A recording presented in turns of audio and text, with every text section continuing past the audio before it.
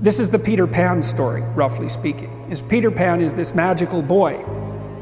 Pan is the god of everything, roughly speaking, right? And so it's not an accident that he has the name Pan. And he's the boy that won't grow up. And he's magical. Well, that's because children are magical. They can be anything. They're nothing but potential. And Peter Pan doesn't want to give that up. Why? Well, he's got some adults around him, but the main adult is Captain Hook.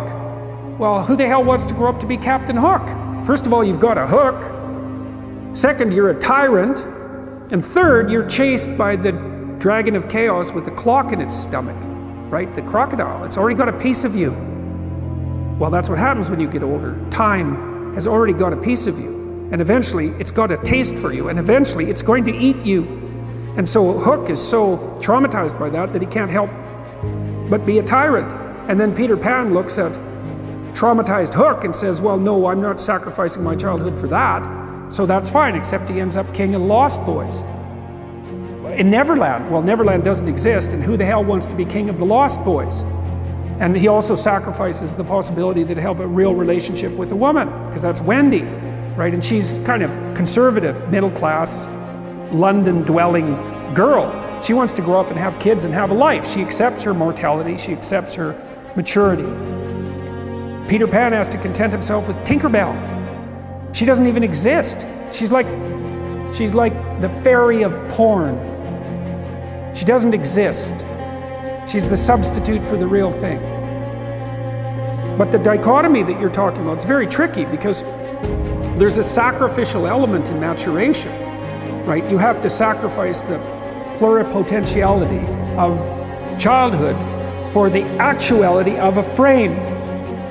And the question is, well, why would you do that? Well, one reason is it happens to you whether you do it or not. You can either choose your damn limitation, or you can let it take you unaware when you're 30, or even worse, when you're 40. And then that is not a happy day.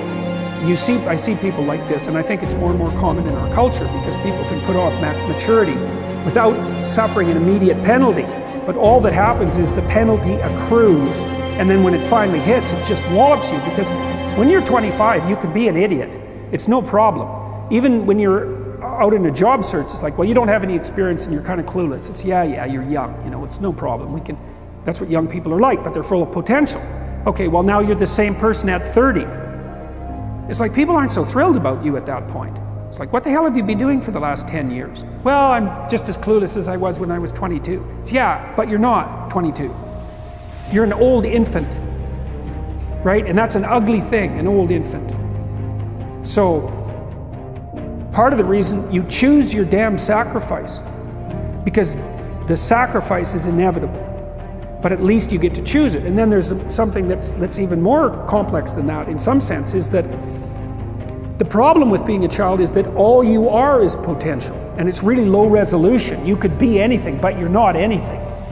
So then you go and you adopt an apprenticeship, roughly speaking, and then you become something. And when you're something, that makes the world open up to you again.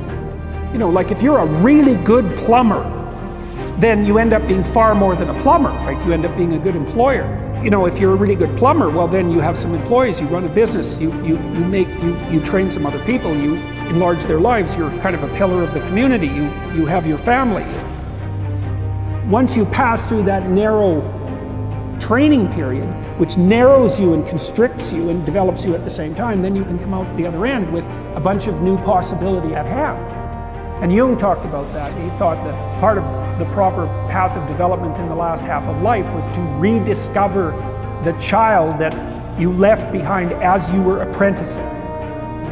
And so then you get to be something and regain that potential at the same time. Very, very smart. Well, he was very, very smart. So that's a very wise thing to know. So, yeah. Sacrifice. You get to pick your damn sacrifice. That's all. You don't get to not make one.